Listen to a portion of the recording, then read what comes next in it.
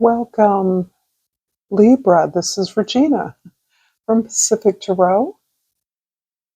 I'm here to give you a full moon in Aquarius reading. The full moon is on the 19th of August, and this is going to be affecting the area of your chart that has to do with your creative projects, perhaps relationships with children, friends, seeking pleasure, playing hard and working hard creatively, playfully.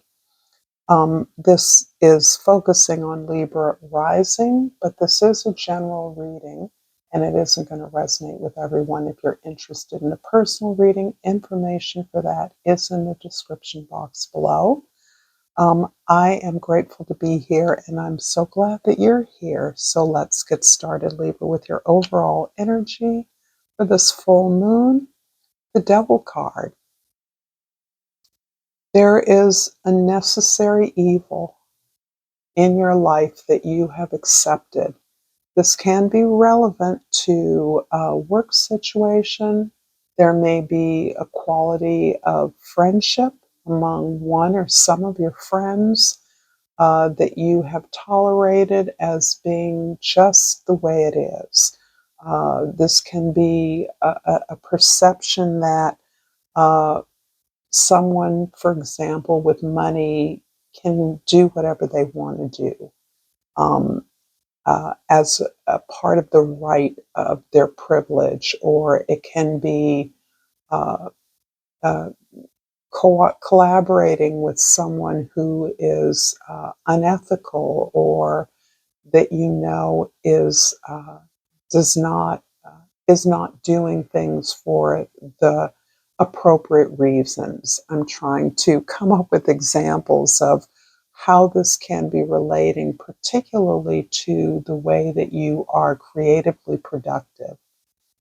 You may have felt that you couldn't pursue an expressive opportunity because there was no money in it. Those kinds of false constructs and assumptions about the choices we must make or the path we must pursue for fear of lack is something that you are addressing, something you're facing. This is the idea that you have contributed to the success of others, that it is time that you contribute to your own success by putting yourself first, by prioritizing your goals, your talents, your mission. In the 10th house, this is the house of your social identity, the way others see you, the Knight of Cups. You are open-hearted. You are allowing yourself to explore and discover aspects of your talents, your gifts, your feelings, things that did not feel as though they were appropriate for the work that you do, your professional environment. This can be your home, your community, or an organization you work for. There's a part of you that has felt that you needed to mask this aspect of your personality because it didn't fit or conform in the requirements of your responsibilities.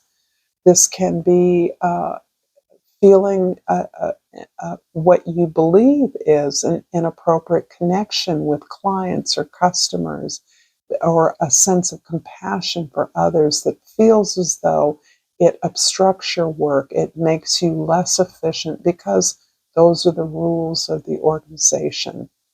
Despite your sense that it is truly your compassion that is part of your mission, part of your efficiency in doing what it is you do. But there is a way in which you're allowing yourself to feel the feelings of this opening up of your imaginative potential, letting yourself explore and discover new aspects of your talents. In the first house, this is your perspective, your mindset, and the Five of Pentacles is indicating a sense of lack, that you in fact have internalized a way that you've been put in a box, a way that you've been labeled, a way that others have seen you as performing maximally, that meant necessarily that you couldn't pursue other things that others believed you were not meant for, weren't qualified for, or weren't smart enough for. Um, this is a feeling that you have been perhaps fighting or has contributed to the sense of being stuck in a particular position that you wish to change. Part of wishing to change is dispelling the notion that you are intended to work hard for little reward, that your fate is to simply get by, that there is never excess, or you're not allowed to have things that others have. Um, for whatever reasons, whatever defect of character you've been convinced you have. And this is really showing you how you may have internalized this falsely as being some real reflection of who you are, when nothing can be further from the truth. The very fact that you want to change this means that this is quite possibly an untruth that you've been living and you have allowed to restrict your activity, your desire, your ambition. In the fourth house, this is the house of your home, your family, your domestic environment. The Nine of Swords is precisely this sense of allowing yourself to feel the emotions, the impact of how you have suffered, how you have uh, engaged in a pattern of giving yourself away, giving your talents away, giving your energy away, doing things for free that other people are well compensated for simply because you think you're supposed to, you think you have to. So there's definitely a story here that is indicating, although you're allowing yourself to feel the remorse, the regret, the sadness, the injustice of this oppression that you felt, there is already built in this incredible buoyancy in the way that you're showing up for the world. You're showing up as vulnerable enough to explore what you have previously hidden from yourself, what your value is. This is something you're exploring and discovering. And this is something that is part of the curative of the sense of endless loss and perpetual suffering that you are now not choosing. You're changing the story. And as a result of that, you are bouncing back with a sense of wonderment about the world and your place in it. In the seventh house, significant others, the Two of Swords indicates that there is a pretty big decision that you have to make. You are at a crossroads, and this crossroads may relate to the change that you want to make in your life, the release from an old story, a way that you believed suffering and lack were your fate, were your share in the world, to a place where you understand that you are having to gather the courage to make a choice that you know is right for you. It's scary for you. It's hard for you.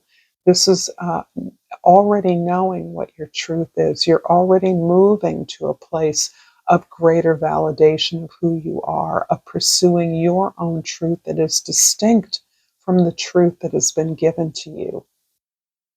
But that sense of powerful sense of knowing that you must do what is right for you, that is a harder road than what you have perceived you've been on, is actually further from the truth. Others rely on you indeed, but not exclusively so. If you leave, for instance, a job or a relationship, you will be replaced. There are other people that can do what you do, but you cannot. Um, this, I think, is a way that you're rationalizing how you've stayed in a position for so long without receiving the recompense you're due. And as a result, you're now understanding it takes courage to step out and do something others never expected of you to do, but that you know is right for you. If this reading is resonating for you, Libra, please like this video, share this with others. I always enjoy reading your thoughts. And of course, subscribe to my channel, Pacific Tarot. It is so important for me to be able to continue doing what I do, and I love doing what I do. So thank you in advance. Empathy. I'm open to seeing both sides of a situation. Interesting, because I see you applying this to yourself. Not only do I see you understanding that the compassion, the empathy for others, for clients, for students, for coworkers is against the rules or something that you've been told doesn't uh, contribute to your efficiency, you know that's not true. In fact, you know that empathy is one of your gifts and one of the ways in which you balance out the needs of others and the services that your organization provides. That fell on the floor, and this one was almost in a position to do so, but I'm going to take this, even though it didn't fall face up. It is the octopus, and the key word is flexibility. Make progress, not announcements. Your next win requires some privacy. You can multitask and be more efficient without the distractions. Love this. Very clever. So, the Five of Pentacles in the first house is clarified by the Five of Wands in the second house and the Two of Pentacles in the third house. Yeah. You are approaching this change with the desire to grow.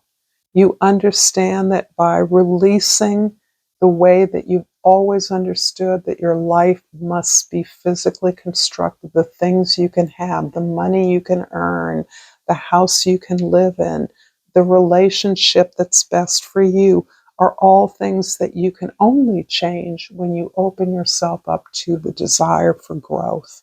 That's what is giving you the sense of flexibility that is required in order for you to be able to appreciate dispassionately both sides of the situation, whatever that situation is. It also is helping you to integrate what you've learned from these experiences into a future of greater possibility.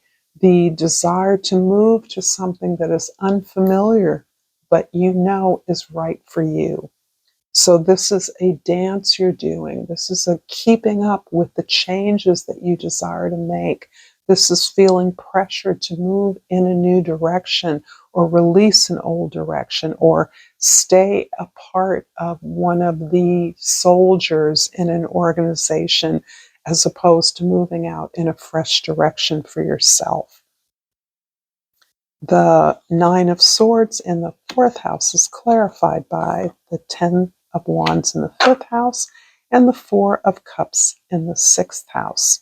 So indeed, the Ten of Wands is describing how hard you've worked. You have worked so incredibly hard to improve the quality of your life, to find joy in the work that you do while you are taking responsibility for a lot of other people. That may be the nature of your service or your work, but in order to do that, you have had to learn, grow, and come up to the mark in some way that has pushed you to a place of release. You understand that you're close to your goal, whatever that goal is, but it's been at an incredible cost to your own life, your own joy, your own social capacity for pleasure and joy. Ultimately, at work, there's a sense of plateau or stagnancy that you're appreciating. Something that's being offered to you might have seemed like the silver bullet. to your best life. And you now realize that you have grown so much in your understanding of where you're at and the possibilities of where you could go, that you're no longer satisfied with what is being offered to you. It's not enough anymore.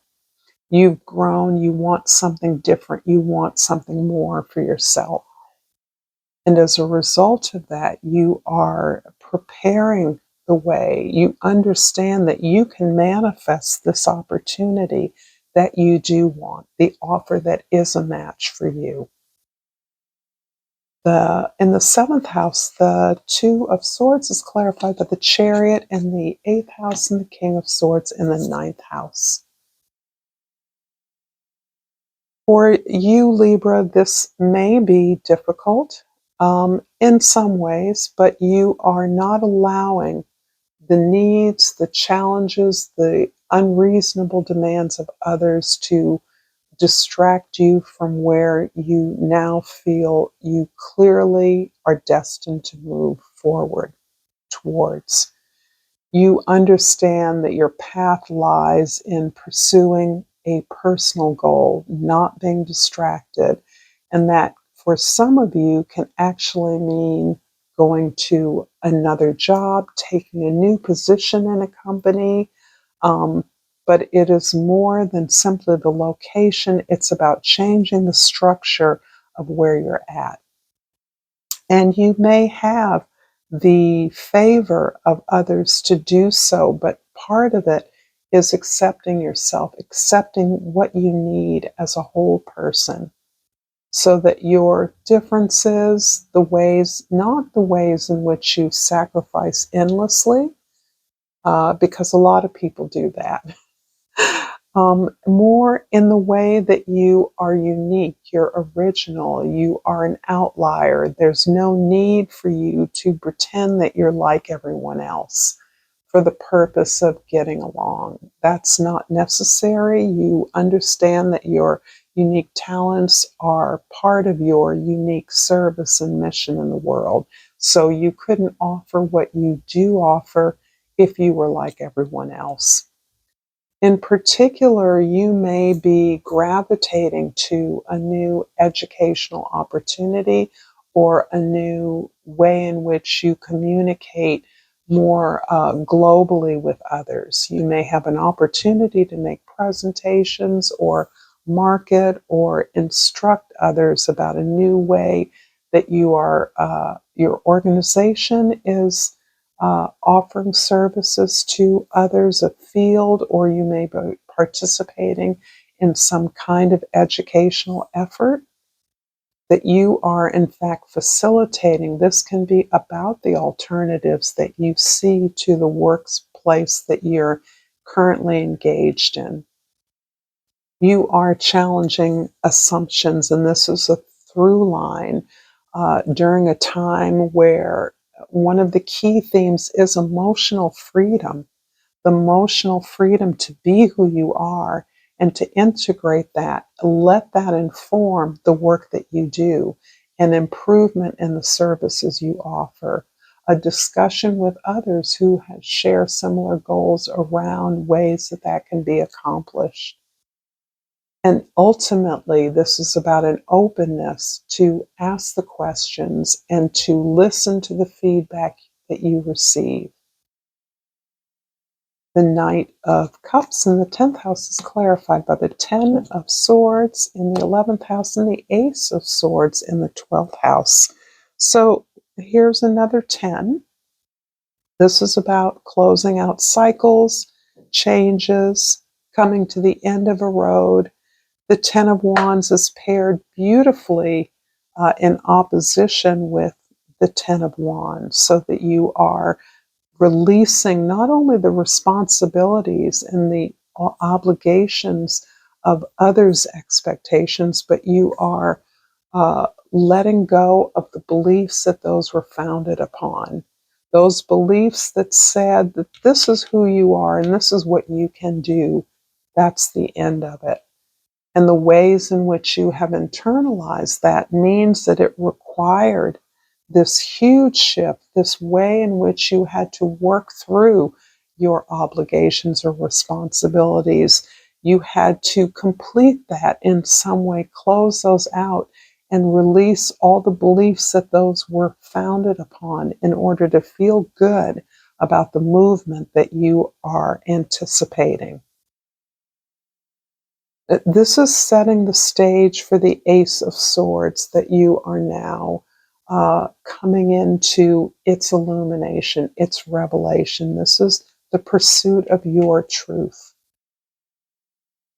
And this is accompanying, this is fortifying, motivating the changes that you're making in your material life, your material experience, the desire to grow, to learn more, to work with others differently, and to just discharge the sense that you have to follow someone else's order or dictates around the way best to fulfill the mission of your organization or your effort.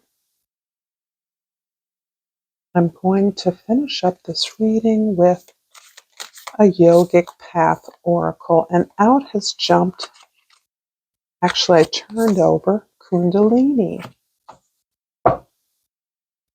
I'm going to look that up. And Sahara Rose's guidebook. And Kundalini is a primordial cosmic energy, serpent power. Kundalini is rising, the serpent-like energy that exists in the base of your spine. The Muladhara chakra has awoken. You must have noticed that you feel more spiritually aware than ever before. You're more sensitive to the energies and quickly manifesting your thoughts. Your psychic abilities are rising and you feel the flow of energy that vibrates in every being. Your heart is full of a deep compassion and desire to serve others, and you have a keen awareness of your purpose. This is Kundalini rising. Stay grounded in this process. Connect to nature, exercise, journal. Though through grounding, you'll be able to exercise a beautiful and blissful Kundalini awakening and takes you exactly where you are meant to be. It's the first time I've ever pulled this beautiful card, actually. I'm so devoted to this deck. Thank you, Libra, for this lovely reading. Until next time, namaste.